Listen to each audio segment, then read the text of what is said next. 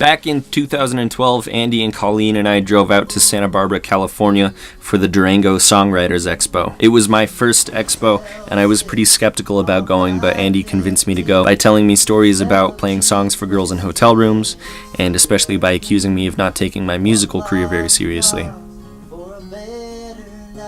I had just met Andy earlier that fall in school, and Colleen was a stranger to both of us, and I was going through a breakup at the time and feeling incredibly antisocial, so I kept my judgment radar running full speed for the entire 17-hour drive out. Colleen had to sit in the front or else she would get car sick, and Andy has the tiny bladder of a child.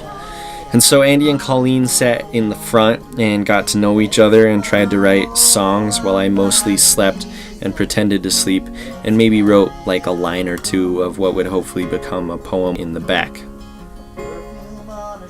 With about 1 hour remaining in the trip, we picked up a girl named Kaya from the airport, and Kaya was extremely friendly and cheery and happy, and she sat in the back with me, and I wasn't loving sharing the space because I was going through a breakup and I didn't know what the hell I was doing at the expo. I was feeling very antisocial, and we would talk about our musical careers and our big plans for them, and I would mostly feel like a fraud every time that it was my turn to talk. And the car was hot and stale with pretzel dust and inside jokes that I didn't feel like a part of, and I was uncomfortable because my legs were sweaty and I was worried that they were too close to Kaya's legs, and I was exhausted from networking in a car with 3 people in it and really not looking forward to having to network with a hotel full of strangers.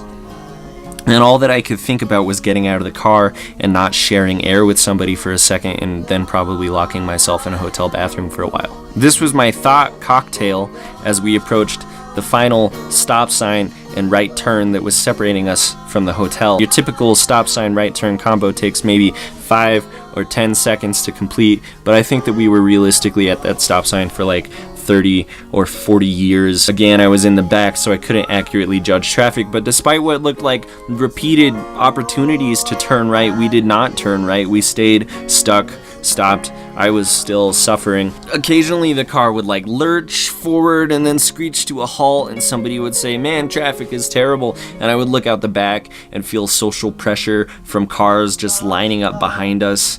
And then I thought, maybe this is hell. Maybe I died somewhere along the way and this is hell, just this car with me and Andy and Kaya and Colleen, and we're about to right turn, thinking that we're going to right turn, on the precipice of making a right turn, never making a right turn. I'm imagining a big soft hotel room where I can stretch my legs out, but I never get there. It's like that full bladder having to pee feeling, but just forever and ever. And I've had this thought, maybe this is hell, a couple of times since then, when I've been in situations that were uncomfortable, that I knew cognitively had to end at any moment, but observation kept telling me that it was just going to go on forever and ever. But the thing of it is that it always does eventually end. Eventually, you make a right turn, and you check into the hotel, and you climb into the bed, and you pull the sheets up over your face, and you just stare at how white they are for a while, and then you nap through the orientation, and then you wake up and you do the next thing.